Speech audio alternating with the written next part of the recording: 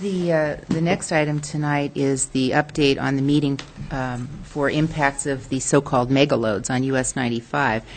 Some of you may know that we heard kind of through the grapevine about the potential for seeing Imperial Oil ExxonMobil haul some of the oversized loads from the port of Lewiston through the city of Moscow up to I-90 at milepost 18.3. So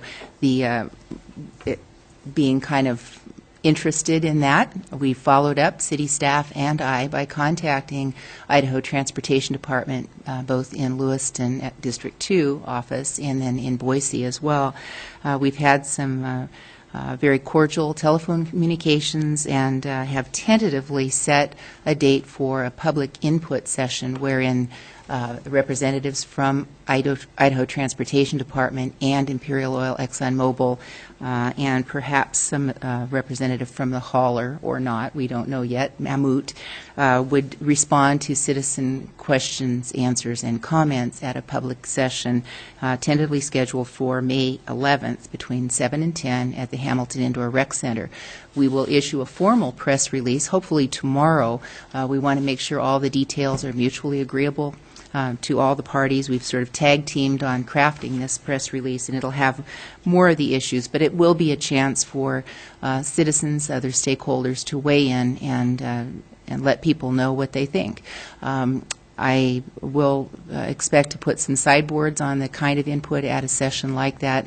I think people justifiably have very strongly held feelings that have to do with the mode of extracting oil or the value of the fuel source, you know, relative to how much it costs to fill their tanks.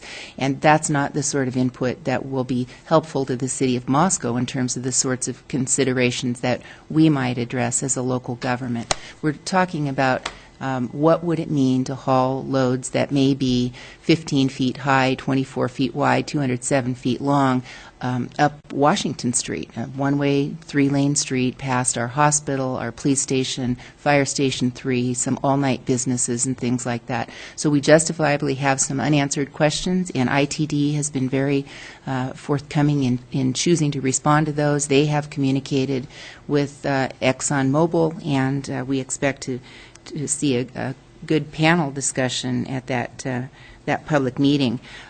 We have a tentative, not written in blood or anything, but we have a general expectation that no loads will be hauled until we have that meeting and until sometime after the graduation of the University of Idaho. So I wish I could give more particulars, but as I say, we want to make sure that that Idaho Transportation Department, Imperial Oil, ExxonMobil, and the City of Moscow are in agreement with all aspects of the press release, and we fully expect that to come out tomorrow. Any questions from the council? Anything I can follow up on for you? Anything I left out, Gary, that you'd like to add? Okay. Walter? Have we inquired of the fire chief, police chief, and public works director their opinions or positions on these loads?